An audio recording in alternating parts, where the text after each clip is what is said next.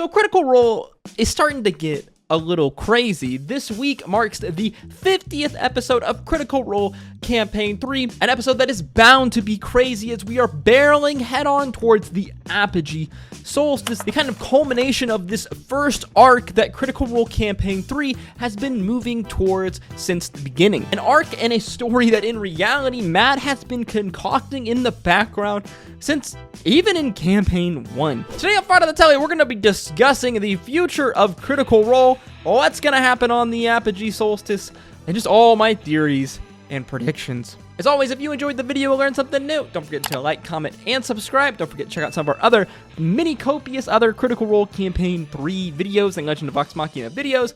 And let's just get into the madness, shall we?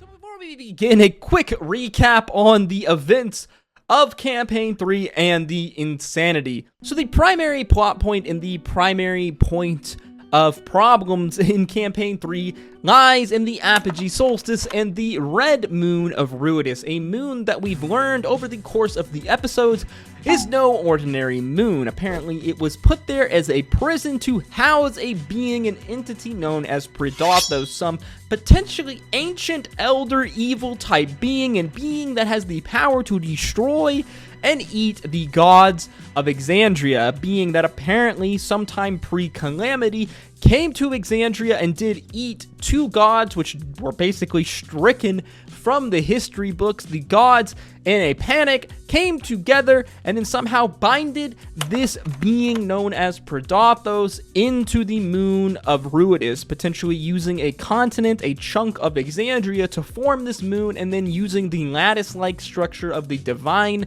gate to keep it there. Fast forward way later into the events of Campaign 3, and we have learned that there are several groups or of an organization that are working to release Predathos on the upcoming apogee solstice. The apogee solstice being a point where the planes of Exandria, the prime material, the Shadowfeld, and the Feywild come into alignment, and basically the barriers between these planes become extremely weak. The ley lines of Exandria, these lines of magic, have the potential to be moved and reshaped, and great works of magic can be performed. Great works of magic like the releasing of some kind of god-killing-esque entity.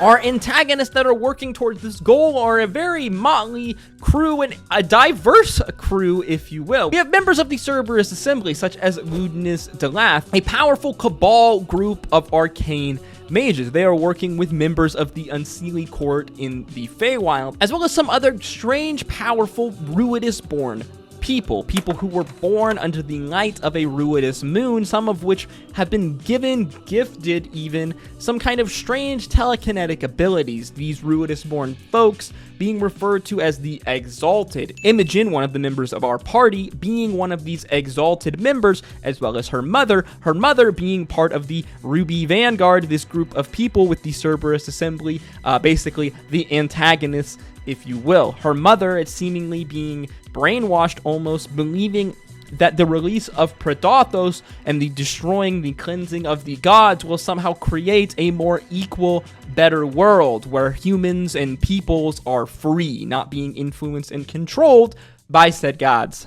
We know that in preparation for this apogee solstice, there has been the creation of some kind of strange technology that is referred to as Malleus Keys, technology that is some kind of link with Aeor tech from the floating city of Aeor that existed during the calamity. Aeor, we remember, is the city which created a weapon that potentially could kill a god. Now, we don't know exactly what these links are here between the Malleus Keys, between Aeor and their god-killing weapon, and between Predathos. Methinks there is some kind of a through-line link here, but we're just gonna have to wait and see. Recently in Critical Role Campaign 3, we saw our party, the Bell's Hells, venture into the Fey Realm to destroy one of these Malleus Keys, seemingly weakening or somewhat preventing the likelihood of success of these baddies that are going to take place in the next 2 days at the apogee solstice. We know that Keyleth has been dealing with a rogue group of druids, something that she has contacted Aurum for in episode 49,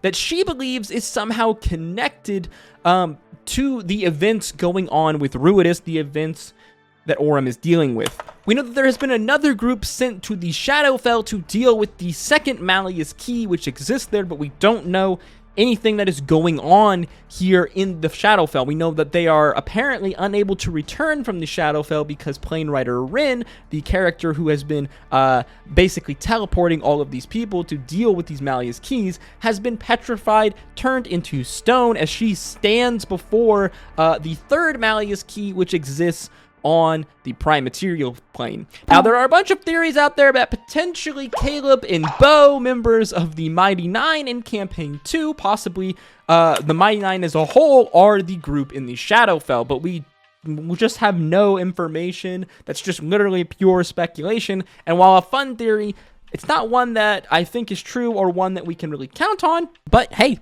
I guess I've been surprised and wrong before. Our party, in an attempt to stop this grand event that is going to happen on the apogee solstice, has been gathering allies like Keyleth, as well as Ira, a very strange and untrustworthy Fae who they have aligned with. This Fae in particular was responsible for the building, the original building and design of, apparently at least, of these Malleus Keys. We know that Otahan, one of these Ruidus-born exalted people, and a not very nice lady, has an anti-revival poison, some kind of poison that can prevent creatures from being revived after they've been killed. We learned recently that Ruidus Delath, one of the heads of the Cerberus Assembly, a very powerful and very old mage, might be older than we thought they were, as apparently they have memories or knowledge of the calamity, something that happened well over 1,000 years ago. So just how old is Ruidus? Is it possible that he messed with one of the beacons and somehow gained memories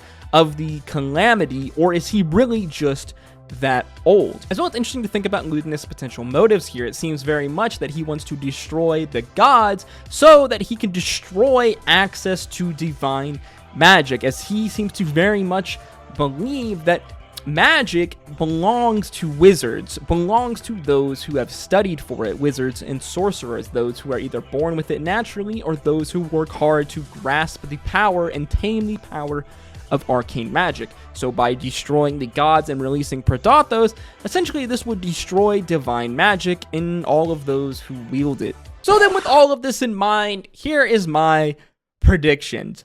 It seems like Bell's Hells will partially stop the release of Predathos on the apogee solstice. This very much feels like this big eventual calamitous-esque event is going to be put off, that while the release of Predathos will be stopped, essentially it's going to remove the timer-like element, basically allowing for our group of baddies here to regroup and try to release Predathos again, but this time they do not need an apogee solstice. At least this is my guess. We spent so much time leading up to this arc, leading up to Ruidus and the apogee solstice, it would seem, well, kind of underwhelming if just in a series of a couple episodes, all of this work that we've worked so far to get here, all of this information that we've learned, as well as all of the copious amounts of information that we don't know, questions unanswered, if it were just suddenly stopped. No, it seems way more likely that either it will succeed in some fashion or it will be stopped in some fashion. Whether it's not completely succeeding or not completely failing, there will be some kind of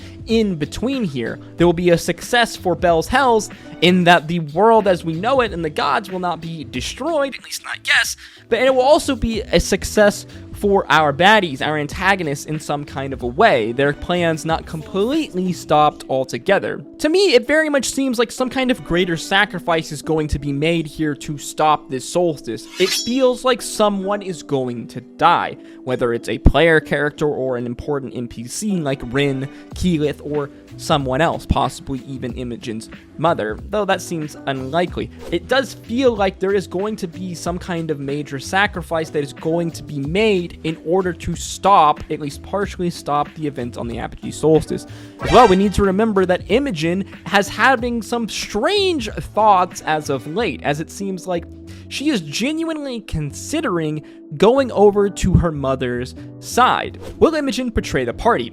I don't think so, though I do think that it is quite interesting roleplay, her being persuaded by her mother in a kind of almost dark side-esque fashion. Imogen has so many questions about her powers and her mother seems to have the answer, and it only makes sense that she would be easily manipulated by her. It's possible that we could even see Imogen leave the party for a few weeks and then ultimately return with some answers.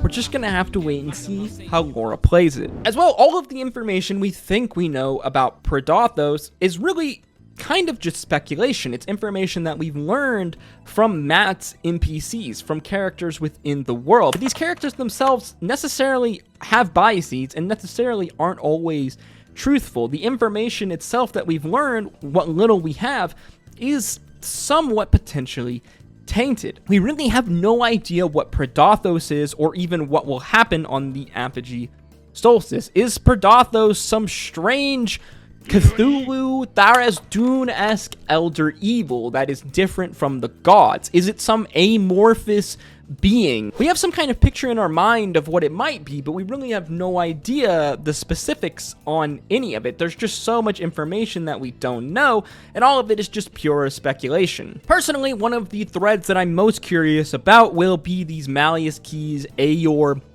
link, and I'm very curious to know if these god-killing weapons that Aeor developed was somehow the harnessing of Predathos' power. As of the moment, there's only really two powers we know that can destroy a god.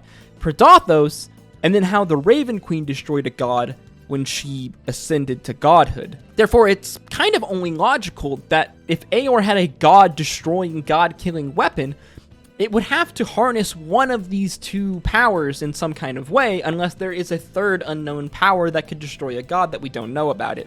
Interesting food for thought. I look forward to reading your thoughts in the comment section down below. I want to know what you guys think. What are your theories? What do you think is going to happen on Thursday night on the apogee solstice and the upcoming episodes of Critical Role? All I know is it's going to be crazy. This campaign is definitely not ending here, guys. We got another 50 plus episodes to go. Well, I guess unless the party completely TPKs, that is. As always, guys, if you enjoyed the video or learned something new, make sure you like, comment, and subscribe. Don't forget to check out some of our other Critical Role and Legend of Vox Machina content. And as always, I hope to see you in the next one. Until next time, guys, stay safe out there. Peace, love, Adu. A love story that might be. We wasn't supposed to happen. So much talk around us. We became numb to the yapping. It was like 05. Got my license to drive. Picked you up in my pop's car. Went for a ride. Couldn't no one tell us nothing. That night was ours. All the stars aligned and you were so damn fine. Yeah, it was young love. Young hearts were so pure. We trust.